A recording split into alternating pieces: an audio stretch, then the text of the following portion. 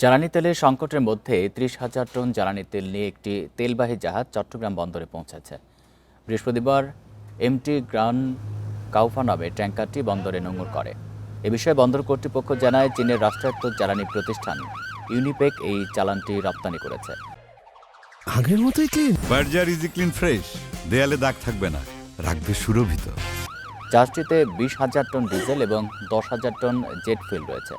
Diesel পরিবহন ও শিল্প খাতে ব্যবহার করা হবে, আর জেট ফুয়েল সরবরাহ করা হবে দেশের বিভিন্ন বিমানবন্দরে।